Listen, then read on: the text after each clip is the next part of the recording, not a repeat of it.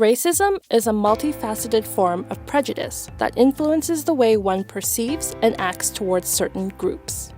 Now that you know what racism is, let us discuss the consequences of racism, identify racial discrimination, and learn the necessary elements to develop anti-racist attitudes.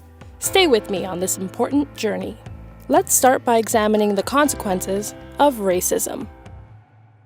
Education and race. Racial bias and systemic barriers in education present negative issues for racialized people. To illustrate the social consequences of racism, here are some examples from the Canadian Color of Poverty 2019 initiative. Most of the facts reported are taken from data for the Toronto area in the 2016 Canadian Census.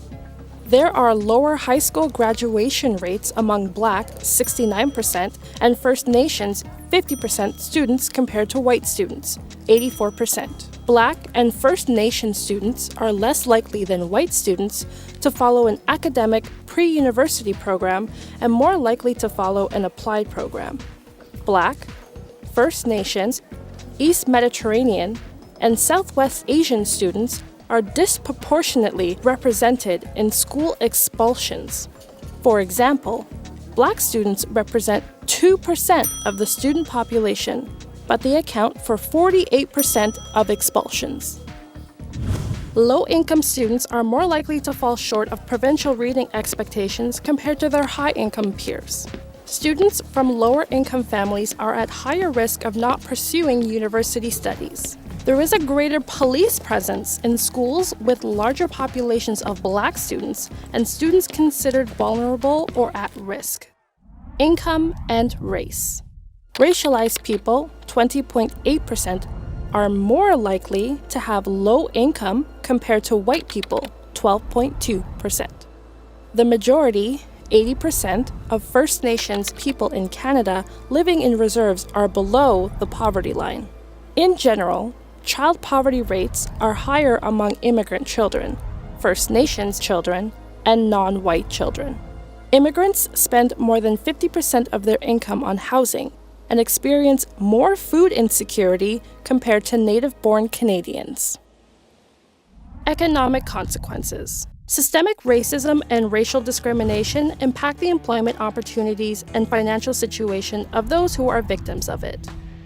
Among other things, there are discrepancies between the education and employment status of racialized people compared to white people. Employers frequently discriminate against applicants on the basis of their name. With equal skills and qualifications, an employer is less likely to choose a person whose name appears to be of African, Asian, or Arab origin. The non-recognition or devaluation of international credentials means that many immigrants are unable to apply their skills in their chosen field of employment. In Canada, 41% of chronically low-income immigrants have a post-secondary diploma. Employers are also inclined to discriminate on the basis of the applicant's sector of residence. The use of criminal record checks in the hiring process further excludes over-policed groups from employment. Low-wage workers from temporary immigration are disproportionately from the South. Racialized people, First Nations people, and immigrants are overrepresented in part-time jobs with low income and no benefits for absence and job security. In 2015, First Nation employees in Ontario had a lower wage rate of $26 an hour, compared to non-First Nations people who received $27.41 an hour. Mental health impacts. Internalized, interpersonal, institutional, and systemic racism, discrimination, microaggressions, and racial profiling can have lasting impacts on the physical and mental health of racialized people. In particular, they contribute to the development of the following problems: psychological and emotional distress, post-traumatic stress disorder, depression, anxiety, obsessive-compulsive symptoms, low self-esteem, chronic stress, suicide, alcoholism and substance abuse, high blood pressure, diabetes, heart disease, neurological diseases, increase in body mass index. So, the consequences of racism are real and deep. Significant ramifications such as poverty, lack of education, and job insecurity all give rise to a precarious socio-economic foundation from which racialized populations are expected to rise to meet the same challenges as other members of society. Even when racialized individuals reach the same heights as other races in their chosen field of work, the opportunities for advancement are often fewer, and their rate of pay is often lower despite equal competencies. As deeply rooted and prevalent as racism is, this crisis is not without hope of remediation. Let's now look forward to examine what you can do to become anti-racist. How to spot racial discrimination.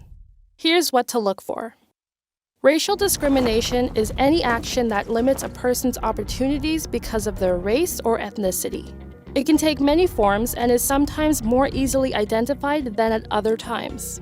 Here are some examples of racial discrimination in schools, workplaces, and healthcare services. Academic environment. Using a condescending tone when speaking with a parent who seems uncomfortable speaking the language of the institution. Orienting racialized students towards less rewarding career paths.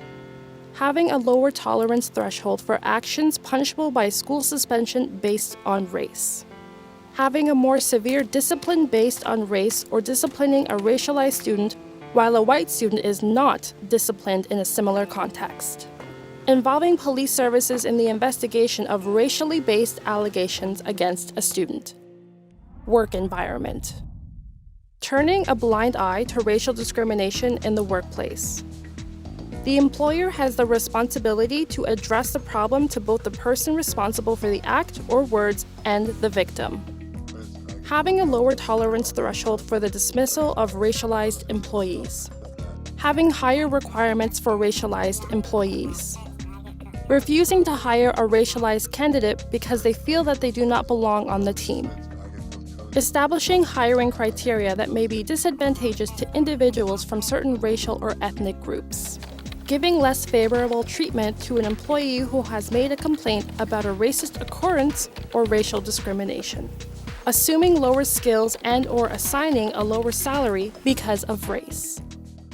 Health services. Failing to recommend medical discharge to a patient because of race or ethnicity. Talking to a patient or doctor in a condescending tone or putting them down because of their accent. Providing services reluctantly to the patient by making assumptions based on race or ethnicity about the patient. Offering treatment based on assumptions about the patient's financial situation rather than offering the best available treatment. Not giving all the information so that the person is able to anticipate complications. Assessing incompletely leading to late screening. Speaking directly to the interpreter without looking at the patient. Deconstructing racial biases. You need to recognize your own racial biases and prejudices, as well as those communicated by your environment. Here is a list of some examples. Making assumptions about a person's intelligence based on their language level, meaning the language spoken by the majority. Having a preference for daycare centers where the majority of the caregivers are white. Having a sense of immediate danger in the presence of people from certain groups, for example, a woman holding her purse tightly when she passes a black man on the street, or a person who is concerned about the safety of their family when they pass a veiled woman at the airport. Now you know what the problems are. You've seen the severe consequences of racism, and you've heard many examples of how racism can live in any environment.